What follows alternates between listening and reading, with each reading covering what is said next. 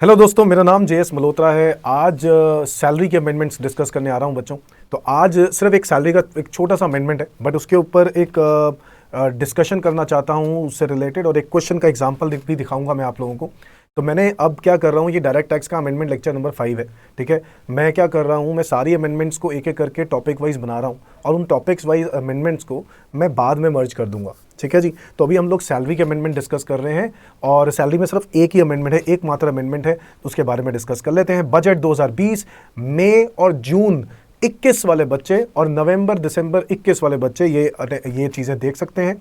और इनफैक्ट बच्चे पूछ रहे थे इंटरमीडिएट और फाइनल इंटरमीडिएट हर जगह पर एक जैसा ही अमेंडमेंट एप्लीकेबल होगा बच्चों। तो अगर आप इंटरमीडिएट में हो या फाइनल में हो, इससे फ़र्क नहीं पड़ता। यानी अगर आप एग्जीक्यूटिव में हो सीएस का और प्रोफेशनल में हो सीएस के, तो भी कोई फ़र्क नहीं पड़ता, ठीक है जी।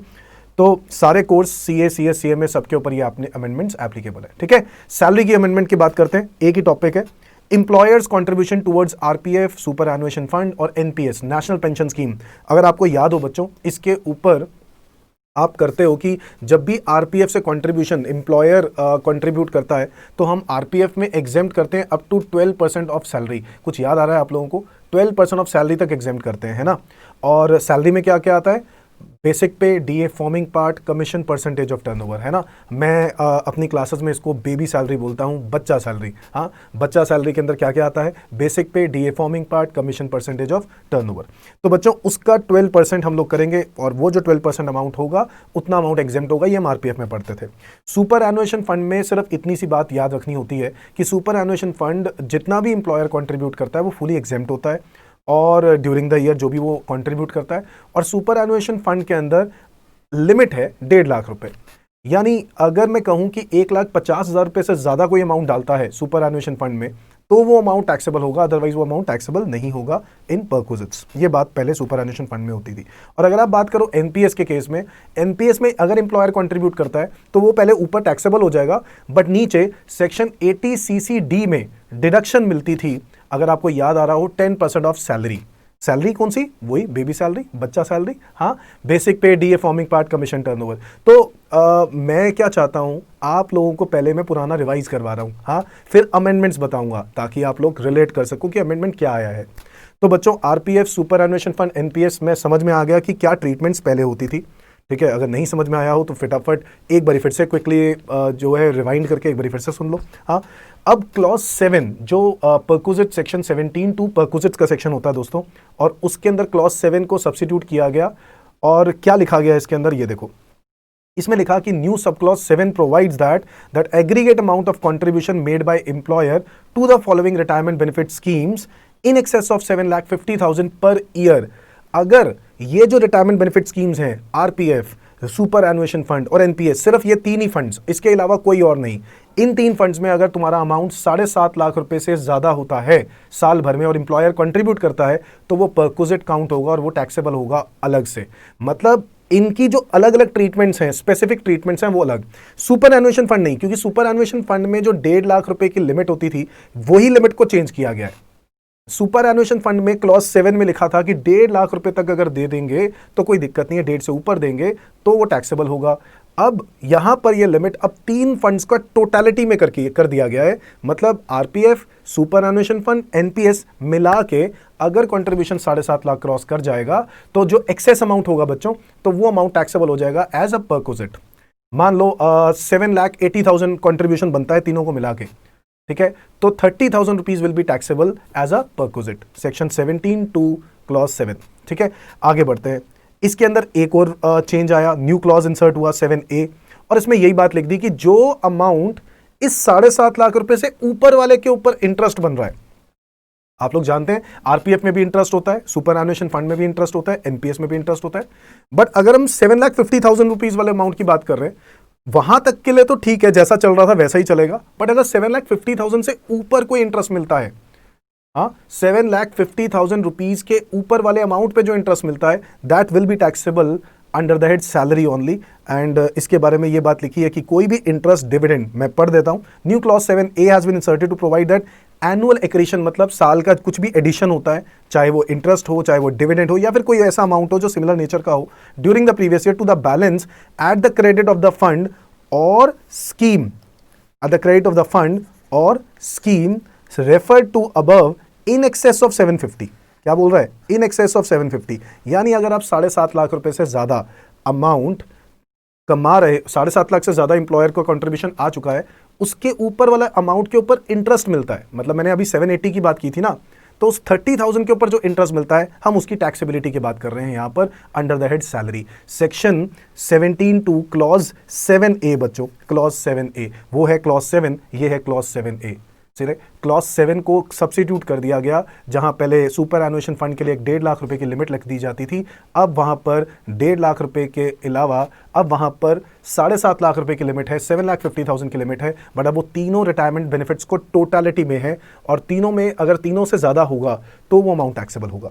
अब मैं इसी को एक एग्जाम्पल के रूप में आपको बताने वाला हूं, और आपके बेसिक्स क्लियर हो जाएंगे, आपको अमेंडमेंट क्लियर हो जाएगा। ठीक है, सैलरी में सिर्फ एकमात्र तो अमेंडमेंट है, और बहुत इंपॉर्टेंट टॉपिक होता है। इंटरमीडिएट की बात करूं तो फाइनल में तो चांसेस कम ही होते हैं आने के, बट इंटरमीडिएट में चांसेस बहुत होते हैं आने के, ऑब्वियसली आता ही आता है। तो इसका एक एग्जाम्पल देख लेते हैं बच्चों। मिस्टर एक्स एक एग्जाम्पल है। मैं चाहूंगा आप लोगों को पीडीएफ चाहिए होगी, आप लोग मुझे पीडीएफ मंगवा लेना, ये मैंने वर्ड फाइल के अंदर ही इसको लिखा है खुद।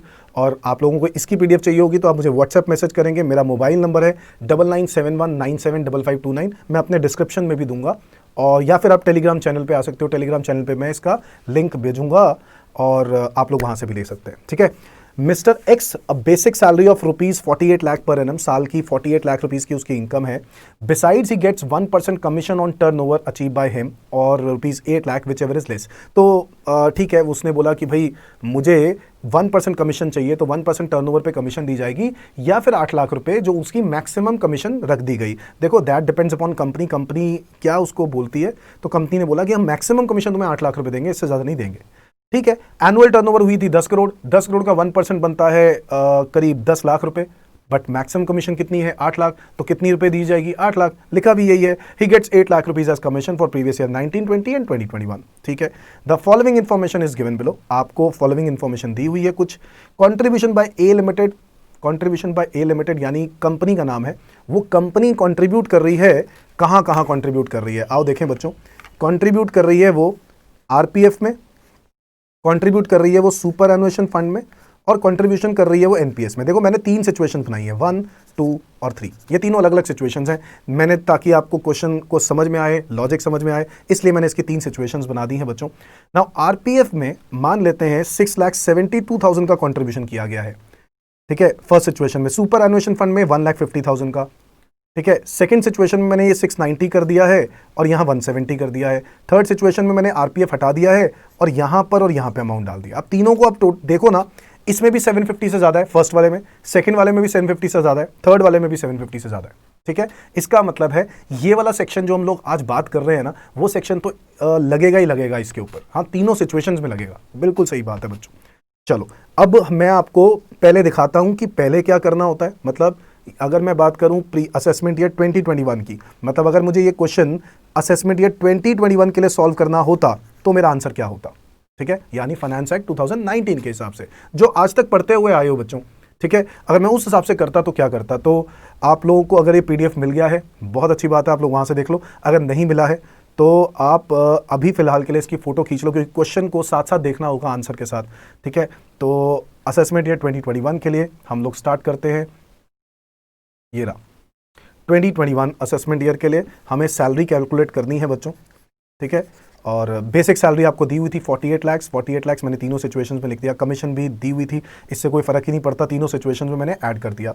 आगे इंप्लॉयर्स कंट्रीब्यूशन की बात हो रही है। अब इंप्लॉयर्स कंट्रीब्यूशन टुवर्ड्स आरपीएफ, बच्चों आपको याद होगा मैं बजट 19 की बात कर रहा हूं, अमेंडमेंट को छोड़ दो, अभी इग्नोर कर देते हैं, अमेंडमेंट से पहले वाली बातें तो आपको पता होनी चाहिए। 6,72 डाला गया है, 10% 12% ऑफ सैलरी तक का अमाउंट एग्जेम्प्ट होता है, यही बात पढ़ते हैं ना हम लोग। 12% ऑफ सैलरी बच्चों, 56 लाख रुपीस का 12% कितना बनता है? आओ देखें, 672। चेक करो बच्चों, 672। क्या ये सारा का सारा अमाउंट एग्जेम्प्ट हो जाएगा? बिल्कुल हाँ, ये सारा का सारा अमाउंट एग्जेम्प्ट हो जाएगा। तो फर्स्ट केस में आंसर होगा 0। ठीक है, यहां पर अब बिल्कुल 0 आएगा। सेकंड केस की अगर हम बात करें तो सेकंड केस में आप देखो एम्प्लॉयर्स कंट्रीब्यूशन टुवर्ड्स आरपीएफ है 6,90,000। ये देखो 6,90,000 है ना। अब 6,90,000 है, 672 तक एग्जेम्प्ट हो जाएगा, 18,000 टैक्सेबल हो जाएगा। बात समझ में आ रही है बच्चों? यहां तक बात समझ में आ गई। इसके बाद थर्ड वाले में तो मैंने आरपीएफ डाला ही नहीं, चलो खत्म हो गई कहानी, आगे आ जाते हैं। Employer's contribution towards superannuation fund. अब सुपर एनुएशन फंड में टैक्सेबल कब होगा बच्चों? परक्विजिट में, जब वो 1.5 लाख रुपए से ज्यादा होगा सालाना। अब अगर पहले वाले की बात करें तो पहले वाले में तो 1,50,000 से कम है। देखें पहले वाले में अगर हम बात करें तो 1,50,000 है, तो ये इसमें कोई टैक्सेबल नहीं होगा। सेकंड वाले केस में 170 है, इसका मतलब है 150 से ज्यादा है, तो 20,000 ज्यादा है, तो 20,000 टैक्सेबल होगा सेकंड वाली सिचुएशन में भी और थर्ड वाली सिचुएशन में भी। तो दोनों सिचुएशंस में 20,000 हम लोग अप्रूव्ड सुपर एनुएशन फंड के बारे में लिख देंगे। यहां पर सुपर एनुएशन फंड 20,000 यहां टैक्सेबल, ये 20,000 टैक्सेबल। बताओ समझ में आया बच्चों? अब आगे बढ़ते हैं। आगे देखो employers contribution towards NPS. NPS में ना फर्स्ट वाले सिचुएशन में कुछ डाला है ना सेकंड सिचुएशन में। हमें थर्ड सिचुएशन में ये बताया गया है कि 690 अगर एनपीएस में डाला होता तो क्या होता। ठीक है, कोई दिक्कत नहीं है सर, पूरा का पूरा अमाउंट टैक्सेबल हो जाता। सर पूरा का पूरा अमाउंट टैक्सेबल हो जाता। हाँ, सेक्शन 80CC(d)(2) के अंदर इंप्लॉयर कंट्रीब्यूशन की डिडक्शन मिल जाती है अप टू 10% ऑफ सैलरी। अगर आपको याद आ रहा हो, नहीं याद आ रहा हो तो अभी निकालो बच्चों, बुक के नोट्स के अंदर आपके पास होगा, या फिर आपके पास जो भी टीचर की नोट्स पड़े होंगे आप लोग जरूर देखना। 80CC(d)(2) जो इंप्लॉयर का कंट्रीब्यूशन होता है उसकी लिमिट होती है 10% ऑफ सैलरी। अमाउंट में कोई लिमिट नहीं होती दोस्तों, सिर्फ परसेंटेज में एक लिमिट होती है 10% ऑफ सैलरी। तो 10% ऑफ सैलरी बनेगा, आओ जरा देखें, 10% ऑफ सैलरी बनेगा, सैलरी है 48 और 8 56 का 10% बनेगा 5,60,000, और उसी की मैंने नीचे डिडक्शन दी है, ये देखो। समझ में आया बच्चों? ठीक है, अब यहां पे आ जाते हैं वापस। ग्रॉस सैलरी निकाल ली है 56 लाख, 56, 38, 6310। स्टैंडर्ड डिडक्शन देते हैं, आप लोगों को पता ही है, 50,000 50,000 50,000 तीनों में दे दी। नेट सैलरी आ गई, कोई दिक्कत वाली बात नहीं है। आगे बात करते हैं, अदर इनकम्स कुछ नहीं है तो जीटीआई यही आ जाएगा। Deduction under section 80C to 80U की बात करें तो यहाँ पे कोई डिडक्शन की बात नहीं हो रही, यहाँ पे नहीं। बेटा देखो, मैं इंप्लॉइज कॉन्ट्रीब्यूशन की बात ही नहीं कर रहा हूँ, प्लीज मैं फिर से बोल रहा हूँ, मैं जरूर इंप्लॉय ने भी कॉन्ट्रीब्यूट किया होगा, हम लोग सिर्फ इंप्लॉयर के बेसिस पर क्वेश्चन को सॉल्व कर रहे हैं। ठीक है, और मैं आपको सिर्फ इंप्लॉयर्स के इफेक्ट दिखा रहा हूं, कहां कहां क्या क्या टैक्सेबल होगा। इंप्लॉय की बातों को इग्नोर करके चल रहा हूं। मेरी बात समझ में आ गई बच्चों? कहीं आप लोगों के दिमाग में ये ना आए कि सर पीएफ के अंदर तो हमें यही सिखाया जाता है, जितना कंट्रीब्यूशन इंप्लॉयर देता है उतना ही कंट्रीब्यूशन इंप्लॉय भी देता है, मतलब जितना कंट्रीब्यूशन इंप्लॉय देता है उतना कंट्रीब्यूशन इंप्लॉयर भी देता है। बिल्कुल सही सीखा है आप लोगों ने और ऐसा ही होता है। बट यहां पर मैंने जो क्वेश्चन बनाया है उसमें मेरा पर्पज सिर्फ इंप्लॉयर वाला पॉइंट समझाने का है, क्योंकि इंप्लॉय वाले को तो हमें पता है डिडक्शन मिल जाती है अंडर सेक्शन 80C, जिसकी लिमिट 1.5 लाख रुपए होती है, तो वो बात छोड़ दो, मैं वहां की बात ही नहीं कर रहा हूं। ठीक है, पीएफ के तो यहां पे ये बात क्लियर होती है, 560 की डिडक्शन मिल जाती है तो मेरा आंसर आ जाता है।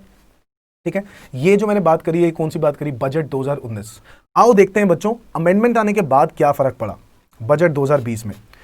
बेसिक पे 48(8) मेरे ख्याल से इन ये चीजें तो आप लोगों को समझ आ ही रही होंगी। हाँ, इसके बाद एम्प्लॉयर्स कंट्रीब्यूशन में भी वही है, 672 10% ऑफ 12% ऑफ सैलरी तक एग्जेम्प्ट होता है, तो 672 बन रहा है, ये पूरा एग्जेम्प्ट हो जाएगा। इस वाले केस में 18,000 टैक्सेबल हो जाएगा, इसमें तो है ही नहीं एनपीएस, इसमें एम्प्लॉयर्स कंट्रीब्यूशन टू आरपीएफ नहीं है, देखो ध्यान से क्वेश्चन में। फिर अब जो ये नया अमेंडमेंट आया, इसमें क्या लिखा है कि जब टोटल अमाउंट तीनों का मिला के 750 से ज्यादा हो जाए तो वो अमाउंट डिफरेंस अमाउंट टैक्सेबल है। तो मैंने ये पॉइंट लिखा, employer's contribution to ASF, RPF, NPS in excess of 750 in aggregate. अब अगर आप देखो तो तीनों को मिला लो, चेक करें पहले वाले केस में कितना बनता है। पहले वाले केस में बनता है 672 plus 150 which is equal to 822। 822 minus 750 is 72,000 बच्चों। तो पहले वाले केस में 72,000 टैक्सेबल होगा, दूसरे वाले केस में 690 प्लस 170 माइनस 750, डिफरेंस आ रहा है 110। तो पहले वाले केस में 72,000 टैक्सेबल होगा एज अ परक्विजिट, दूसरे वाले केस में 110 टैक्सेबल होगा under the head salary perquisite में, और थर्ड वाले में भी 110,000 बनेगा। समझ में आ गया? तीनों केसेस में आपके आंसर्स आ चुके हैं। मैं यहाँ पर लिखने वाला हूं, ये जो अमेंडमेंट वाला आंसर है 72, 110, 110। समझ में आया बच्चों? इसके बाद एम्प्लॉयर्स कंट्रीब्यूशन टुवर्ड्स एनपीएस वाला, उसमें तो कुछ चेंजेस नहीं है ना, वो तो वैसे भी टैक्सेबल होना ही है, तो उसकी कोई लिमिट नहीं है। लिमिट चेंज हुई, सिर्फ वो क्लॉज 7 को सब्स्टिट्यूट किया गया है, बाकी सब कुछ सेम है। बस वो एएसएफ वाली बात को खत्म कर दिया गया है। वो जो एएसएफ के लिए 1.5 लाख की लिमिट थी ना, वो सारे तीनों को मिला के 1.5 लाख रुपए की लिमिट है, सॉरी 750 की लिमिट है।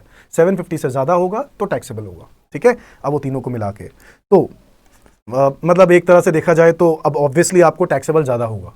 ठीक है, लिमिट बढ़ा दी गई है, 750 कर दी गई है, बट उन्होंने ये बात भी बोल दी कि अब अगर हम लोग देख रहे हैं कि एनपीएस वाला सेक्शन है वो अलग से लगता रहेगा और ये वाली चीज़ है जो है वो अलग से लगेगा। तो अगर देखा जाए कि एम्प्लॉयर ने तो 690 डाला है, बट उस बेचारे को 1,10,000 यहाँ पर भी टैक्सेबल हो रहा है, 690 ये भी टैक्सेबल हो रहा है। मतलब थोड़ा सा मुझे भी इसमें प्रॉब्लम लगती है। हो सकता है आने वाले टाइम में कुछ लोग डिस्प्यूट्स करें, केस बन जाए और केस बनने के बाद इसके अंदर भी कुछ चेंजेस आ जाएं, बट अभी के लिए फिलहाल यही है। ठीक है, ग्रॉस सैलरी आपकी 5672 हो गई, ये वाली, ये 5728 हो गई, ये 64 लाख हो गई, स्टैंडर्ड डिडक्शन मिल जाएगी।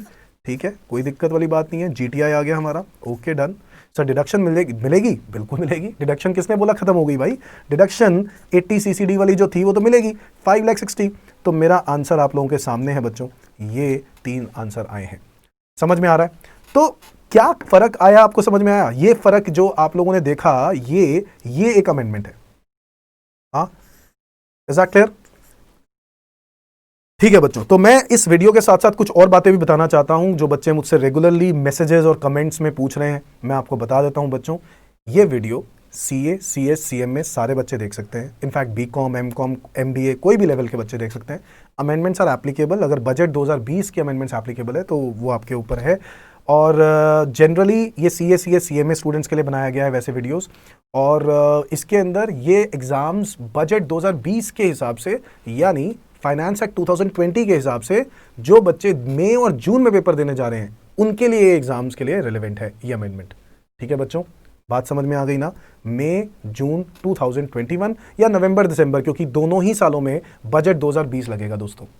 ठीक है, और आगे की अमेंडमेंट्स आती रहेंगी ऐसे ही। चैनल के साथ बने रहें। ऑल द बेस्ट बच्चों, बाय बाय।